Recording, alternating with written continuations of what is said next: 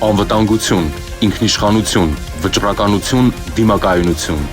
Եվրամիությանն անդամակցություն, զարգացած տնտեսություն, ուժեղ բանակ, վստահելի դաշնակիցներ։ Ազգային արժանապատվություն, միասնականություն, համերաշխություն, պատասխանատվություն։ Օրենքի գերակայություն, անկախ դատարան, կոռուպցիայի մերժում։ Բարձր աշխատավարձ, անվճար բարձրագույն կրթություն, հասանելի առողջապահություն, արժանապատիվ թոշակ։ Հանուն հանրապետության, քո ձայնը խորհրդարանում։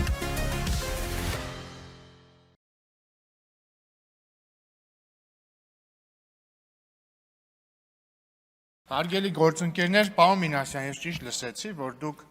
կոչ արեցիք նիստը վարողի իրավունքով։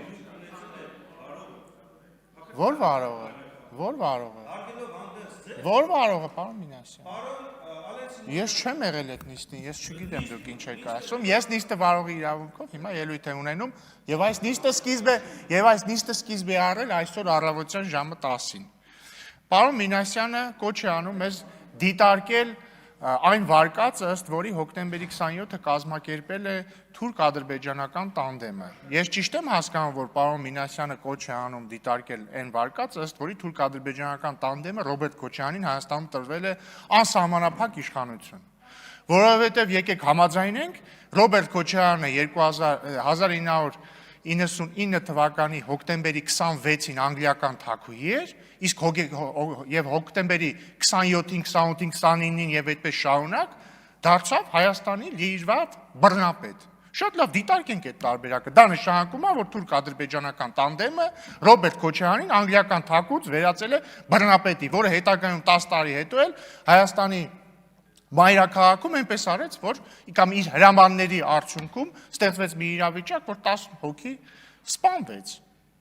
Կամ որ ասում են մարտի 1, ընդհանրապես խոսում են մարտի 1-ի բացահայտումից։ Ժորժ ջան, էլի ես դատարկության հետ եմ ես խոսում։ Դատարկություն բառից ֆիզիկական իմաստով, ոչ հոգեպես։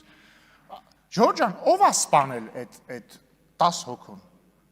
Անուշ Քլոյանը նստած է, Գոր Քլոյանին ով է սպանել։ Թուրք-ադրբեջանական տանդեմն է եկել Երևանի կենտրոնում սպանել, այլ մոլորակայիններն են սպանել, ով բոլշևիկներն են սպանել, ով է սպանել այդ մարդուն։ Չնայած եթե ձեր վարկածով գնանք, եթե հոկտեմբերի 27-ը տանդեմը կազմակերպել է, որպեսզի Քոչարյանը գա իշխանության, երևի կարանք ենթադրենք, որ տանդեմն է սպանել Քոչարյանի հրամանի հետևանքով։ Խոսում եք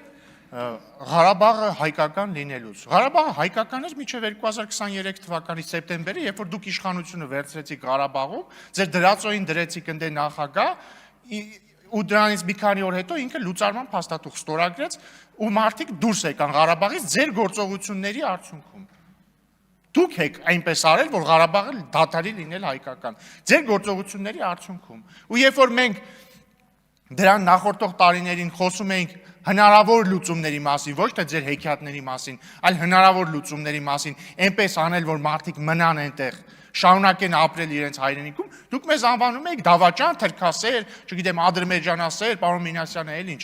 բնորոշիչներ օգտագործեցեն հին դաշնակցական պլաստիկայի համեմատ, էլի, թրքասեր, դավաճաններ, եսի միջեր եւ այլն։ Այդ դուք դա մեզ ասելով եք զբաղված, երբ որ մենք ասում ենք Ժորժ ջան, եկեք իրենց անենք, այս մարդիկ կարողանան շարունակել ապրել Ղարաբաղում։ Դուք ասում եք, չէ, այդ դավաճաններ, ոնց եք հանդգնում չխոսել նրա մասին, որ 7 շրջանները պետք է շարունակեն լինել Լեռնային Ղարաբաղի մաս, որովհետև դա սահմանադրության մաս է Լեռնային Ղարաբաղի։ Կամ ասում եք, այդ դավաճաններ, ոնց է դուք անկախությունից չեք խոսում Ղարաբաղի։ Արդյունքում ինչ ա եղել։ Հիմա դուք եկել ստեղ ձեր դաշնակցական բնավորության համաձայն լացուկոց եք դրել, ասում եք վերադարձի իրավունք, չէ, մենք այլ հարց չենք դնում, վերադարձի իրավունք, այդ ձեր ցավը տամ, այդ մարդիկ ընդեղ էին, վերադարձի կարիք չկար, ինչ եք մենք մեզ դավաճան ասում, երբ որ մենք փորձում ենք նենց անենք, որ այդ մարդիկ մնան այդտեղ։ Դե ես հարցի պատասխանը գիտեմ ինչի, այդ հարցի պատասխանը գրված է 004 շրջաբերականում, գրած է, որ սկզբից պետք է Ղարաբաղում իշխանափոխություն անենք, հետո Հայաստանում իշխանափոխություն անենք, հետո այնպես անենք, որ հավանական սցենարում, երբ որ երաշխավորը որոշի ուղիղ իրեն ենթարկեցնել Ղարաբաղը, Ղարաբաղի եւ Հայաստանի ճակատագիրը որոշվի որպես մեկ ամբողջություն եւ որ արկա իրավիճակում եւ մեր այս ժամանակներում մեկ-մեկ պետք է լինում ինքնիշխանության մակարդակը նվազեցնել։ Այդ դրա համար էլ այս ամինչը արել եք։ Դրա համար էլ այս ամինչը անում եք։ Դրա համար էլ Եռագլուխ կուսակցությամբ միավորվել եք են Կալուգացու հետ, մեկել են Բելարուսամետի հետ եւ ուզում եք երկիրը տանեք ձեր սիրած 004 շրջաբերականի ճանապարհով։ Մենակ ես չեմ հասկանում, ոնց կարող է ձեզ դաշ չլինի, դուք ոնց կարող եք չտեսնեք կամ չնկատեք, որը, ասենք, այդ երաշխավորը, որը երաշխավորում էր, որը չգիտեմ ինչ պետք է աներ, այդ երաշխավորի աշկերի առաջ մի ամբողջ ժողովուրդ ստիպված եղավ լքել իրենց տները։ Ոնց դուք չեք նկատում ու ոնց չեք գոնե ինչ-որ փոփոխություններ մտցնում ձեր դավաճանական 004 շրջաբերականի մեջ, որ գոնե մի քիչ ավելի քիչ դավաճանական լինի։ Չնայած այդ հարցի պատասխանն էլ գիտեմ, բայց դուք ով եք, որ ընդհանրապես փոփոխություն մտցնեք։ Այդ 004 շրջաբերականը դուք չեք գրել, այդ 004 շրջաբերականը գրել ձեզ տվել են։ Կհիշեք այն հայտնի ձայնագրությունը, որտեղ Քոչարյանի ձայնին նման ձայնով մեկը խոսում է ինչ-որ ռուսերեն լեզվով, խոսում է ինչ-որ մեկի հետ ու ասում է, դե 2018 թվականին դուք ինձ ասեցիք, արի Հայաստանի քաղաքական դաշտ, հիմա խնդրում եմ, մենակ դուք կարաք այս հարցը լուծեք, ես այս պայմաններում էլ չեմ կարող մնալ, մի բան արեք դուրս գամ այս իրավիճակից։ Այդ նույնը ում հետ ինքը խոսում էր, այդ նույնը կամ նույնները կամ նույն կառույցը 004 շրջաբերականը գրելա տվելա ձեզ։ Կամ այն նույն կառույցը, որը հավանաբար Կալուգա քաղաքի հարկայինի պետի տեղակալին հանձնարել է, որպեսզի նա հանձնարարի Կալուգացի մի քաղաքական գործչի, որ ինքը գա Հայաստան ու էլի ձեր հետ սենց խաղեր տա, հետո չգիտեմ ինչեր անի, այդ նույնն է ձեզ 004 շրջաբերականը տվել։ Բայց ավարտելով ելույթս ուզում եմ ասել, սիրելի գործընկերներ Հայաստան խմբակցության, որ մյուս գումարման ազգային ժողովում